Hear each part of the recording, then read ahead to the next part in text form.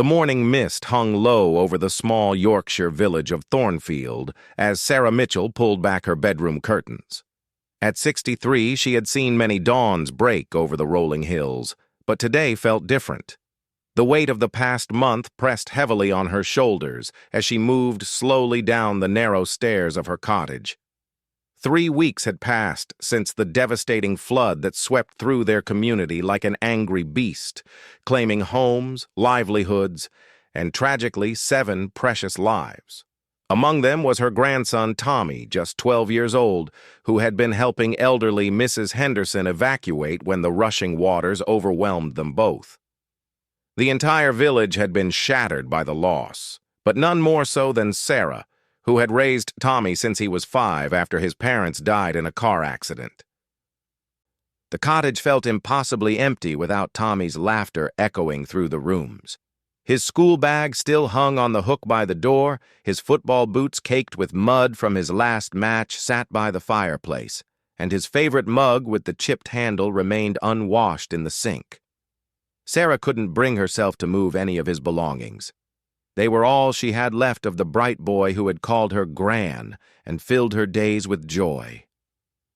Outside, the village was slowly rebuilding. Neighbors helped neighbors, sharing what little they had left.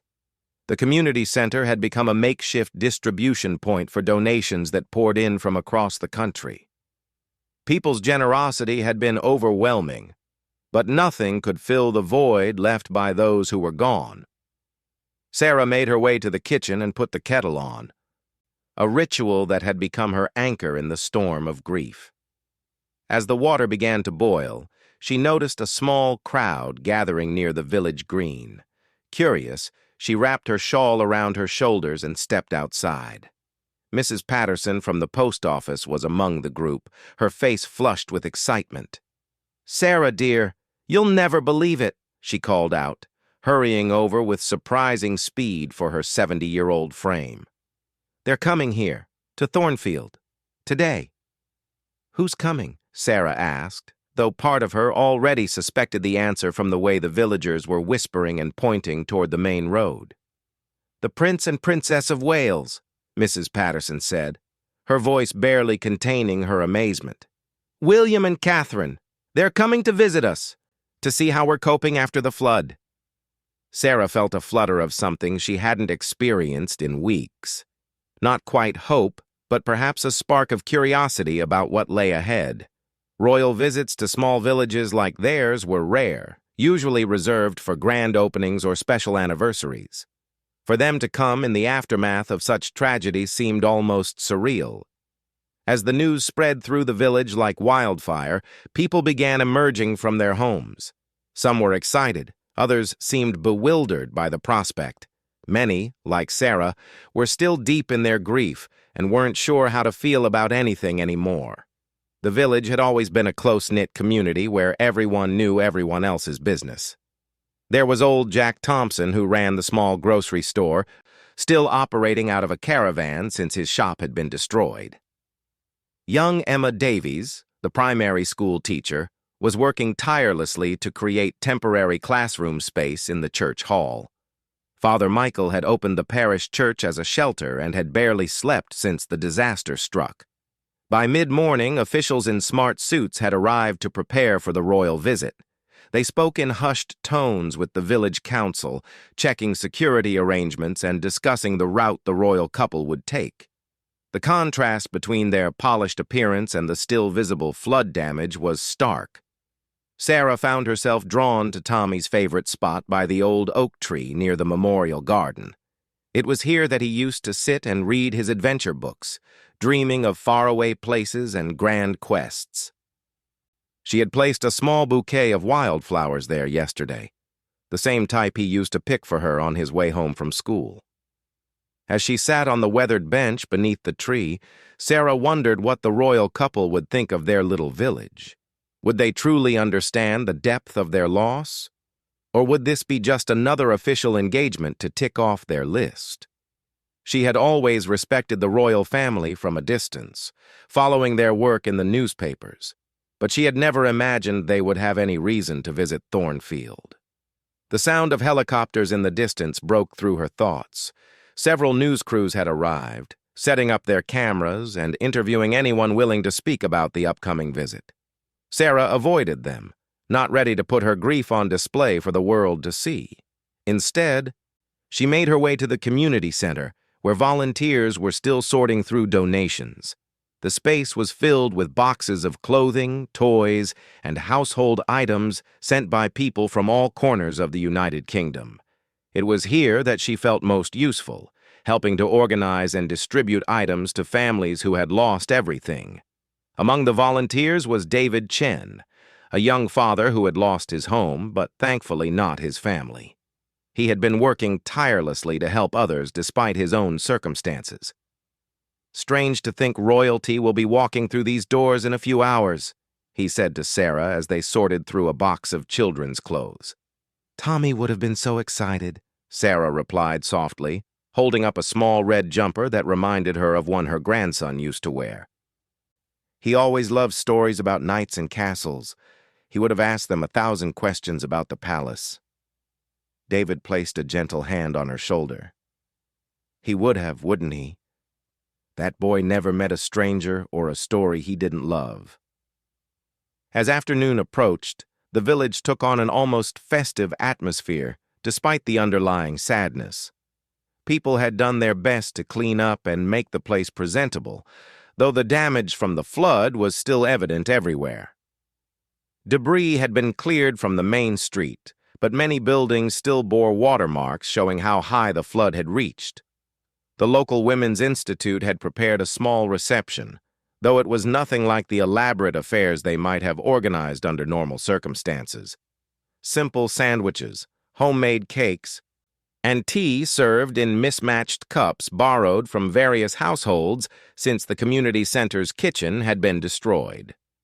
Sarah found herself thinking about what she might say if she had the chance to speak with the royal couple. Would she tell them about Tommy? About his dreams and his kindness? Would she thank them for coming? Or would the words simply refuse to come? As the appointed time drew near, a small crowd gathered along the main street. It wasn't the sort of jubilant celebration typical of royal visits, but rather a quiet gathering of people united by shared loss and the slow, difficult work of rebuilding their lives. The sound of vehicles approaching caused a ripple of anticipation through the crowd. Sarah found herself moving closer, drawn by curiosity and perhaps something deeper. After weeks of feeling forgotten by the world, the fact that the future king and queen had chosen to come to their little village in their darkest hour meant something she couldn't quite articulate. Whatever happened next, Sarah sensed that this day would mark a turning point for Thornfield. Not an end to their grief, but perhaps the beginning of understanding that they were not alone in carrying it. The black Range Rover came to a gentle stop outside the community center. Its arrival marked not by fanfare, but by a respectful quiet that settled over the small crowd. Sarah watched from her position near the memorial garden as two figures stepped out of the vehicle, and for a moment, the formal nature of their titles seemed to fall away. William emerged first, tall and composed, but there was something in his bearing that spoke of genuine purpose rather than mere duty. Catherine followed, elegant in a simple navy coat that seemed carefully chosen not to overshadow the solemnity of the occasion. They moved with the practiced ease of people accustomed to public attention, yet something in their demeanor suggested this visit was different from their usual engagements. No red carpets had been laid out, no ceremonial guards stood at attention. Instead, Father Michael stepped forward to greet them, his own clothes still bearing the wrinkles of someone who had been working around the clock to support his community. The contrast was striking, yet somehow it felt entirely appropriate. "Your Royal Highnesses," Father Michael said, his voice carrying across the quiet street, "thank you for coming to Thornfield in our time of need." William's response was immediate and warm. "Father Michael, we wanted to be here. Sometimes the most important visits are the ones that don't make the front pages." His words carried a sincerity that seemed to surprise even the gathered villagers.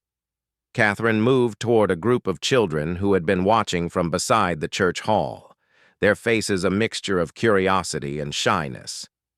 Among them was Lucy Henderson, the 8-year-old granddaughter of Mrs. Henderson who had perished alongside Tommy in the flood. The little girl had barely spoken since the tragedy, her silence becoming a source of deep concern for the entire village. "Hello?" Catherine said, kneeling down to Lucy's eye level. "I'm Catherine. What's your name?" Lucy looked up with wide eyes but said nothing. Clutching a small teddy bear that had been donated by someone from a neighboring county, Catherine didn't push, instead simply sitting down on the wet ground beside the child, seemingly unconcerned about her expensive coat. "That's a lovely bear," Catherine continued softly. "Does he have a name?" For the first time in 3 weeks, Lucy spoke. "Biscuit," she whispered, so quietly that Catherine had to lean closer to hear. "Biscuit is a wonderful name," Catherine replied, and something in her voice made several adults in the crowd blink back tears. "I bet he takes very good care of you." Meanwhile, William had moved toward the group of men who had been working on flood recovery efforts. David Chen stepped forward, still wearing his work clothes and Wellington boots caked with mud from the cleanup efforts. "Your Royal Highness, I'm David Chen. My family lost our home in the flood, but we've been helping with the recovery work." William shook David's hand firmly, holding eye contact in a way that suggested he was truly present in the moment. "David, I'm sorry for what you've been through. How are you managing? Your family?" "We're staying with friends in the next village over," David replied, surprised by how easy it felt to talk to the future king. "But honestly, Your Royal Highness, it's been the losses that hit hardest. We lost 7 people, including 2 children." The conversation that followed was unlike anything the villagers had expected from a royal visit. William asked detailed questions about the flood, about the warning systems, about what support the community needed. But more than that, he asked about the people who had died, wanting to know their names, their stories, what they had meant to the community. Sarah found herself drawn closer as she heard Tommy's name mentioned. David was telling William about her grandson, about his kindness and bravery in trying to help Mrs. Henderson. "Tommy Mitchell," William repeated, as if committing the name to memory. "Where is his grandmother? I would very much like to meet her." Several people pointed towards Sarah, who suddenly felt exposed and uncertain. She had imagined this moment, but now that it was here, she felt tongue-tied and overwhelmed. William approached her with Catherine, who had convinced Lucy to walk with them, still clutching Biscuit the bear. "Mrs. Mitchell," William said, and Sarah was struck by how he used her proper name. Not the informal Sarah that might have seemed more casual but less respectful. "I've just been hearing about your grandson, Tommy. I understand he was trying to help someone when the flood took him." Sarah nodded, not trusting her voice to remain steady. Catherine stepped closer, and Sarah noticed that the princess's eyes were bright with unshed tears. "Would you tell us about him?" Catherine asked gently. "What was Tommy like?" For a moment, Sarah hesitated. How do you capture a whole life, a whole personality, in a few sentences? But then she looked at their faces and saw genuine interest, not the polite attention of people fulfilling an obligation. "He was 12, she began, her voice stronger than she had expected. "He lived with me since his parents died when he was 5. Tommy had this way about him where he couldn't walk past someone who needed help. That morning, when the water started rising, he could have run to safety. Instead, he saw Mrs. Henderson struggling with her walker and he went back for her." Catherine reached out and took Sarah's hand, a gesture so natural and unexpected that several onlookers drew sharp breaths.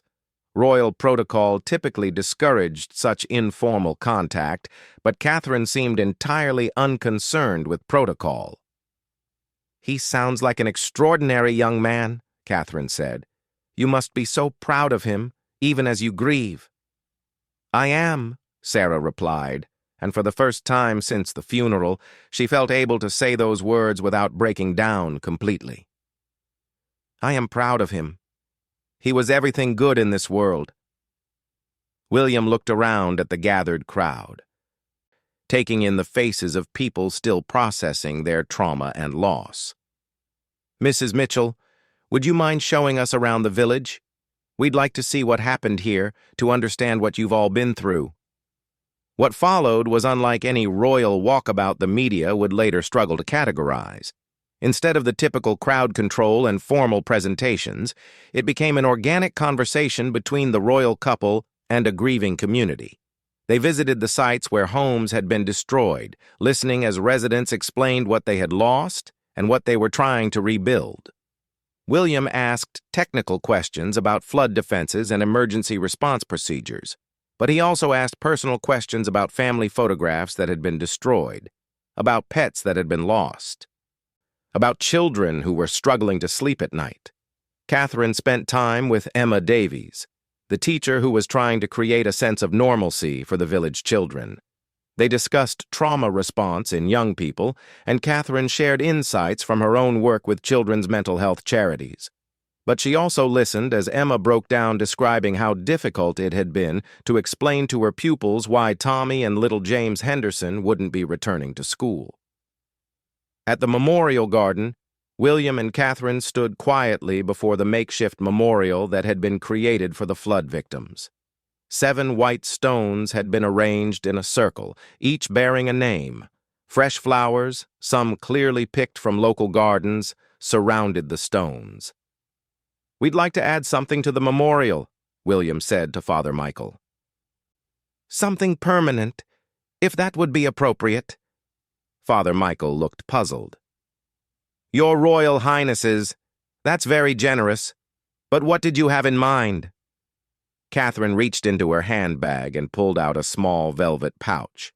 From it, she removed 7 small silver medallions, each engraved with a simple cross, and the words, "In service to others."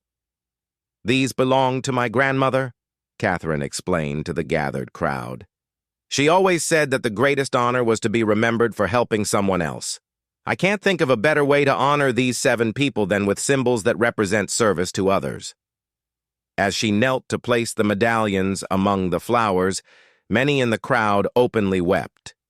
This wasn't a planned gesture from their public relations team. This was personal, spontaneous, and deeply meaningful. Sarah watched as Catherine placed Tommy's medallion on his memorial stone, and she felt something shift inside her chest. The grief was still there, would always be there, but alongside it was something new, a sense that her grandson's sacrifice had been truly seen and honored, not just by his community, but by people who would one day lead the nation.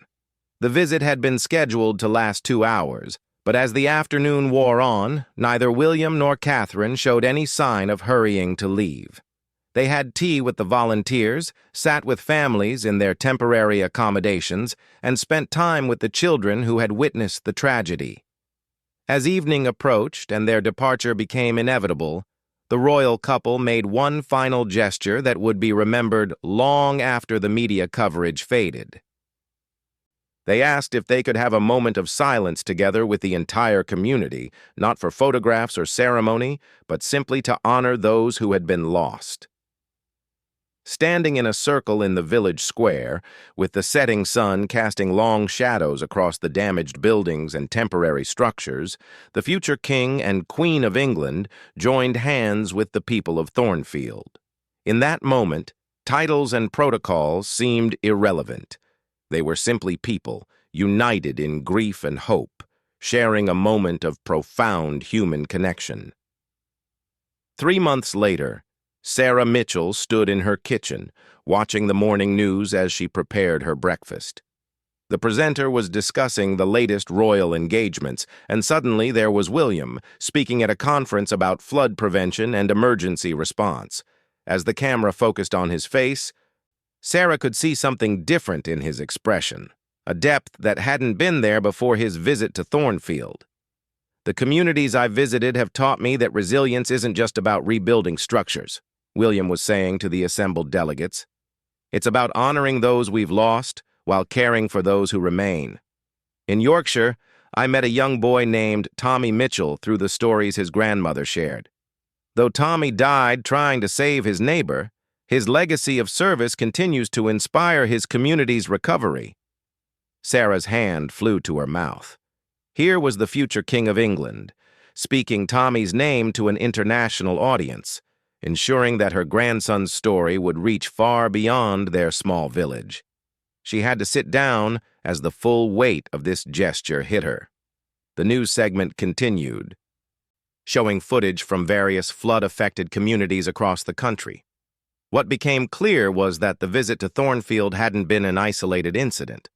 William and Catherine had quietly visited dozens of communities affected by natural disasters, often with minimal media coverage, focusing on genuine connection rather than publicity. Back in Thornfield, the impact of that day in autumn continued to ripple through the community in unexpected ways. The memorial garden had become a place of pilgrimage for people from neighboring villages who had heard about the royal visit and wanted to pay their respects. More importantly, it had become a gathering place for the children of Thornfield who found comfort in the peaceful space. Lucy Henderson, who had been so silent in the weeks following her grandmother's death, was now one of the most vocal children in the village. The day after the royal visit, she had started talking again, telling anyone who would listen about the nice lady who had sat with her in the mud and listened to her stories about Biscuit the bear. Catherine's simple act of meeting Lucy at her level, literally and figuratively, had somehow unlocked the little girl's ability to process her grief. Emma Davies had noticed the change immediately when Lucy returned to the temporary school. "It was like watching someone come back to life," Emma told Sarah over tea one afternoon. "Catherine's visit showed Lucy that important people cared about her story. Sometimes that's all a child needs to start healing." The silver medallions Catherine had left at the memorial had sparked something unexpected in the village. Inspired by the gesture, the community had decided to establish the 7 Stars Foundation, dedicated to supporting children who had lost parents or grandparents in natural disasters. The foundation's first fundraising event had drawn visitors from across Yorkshire, many of whom had heard about Thornfield through news coverage of the royal visit. David Chen had become the foundation's coordinator, working part-time while rebuilding his own life.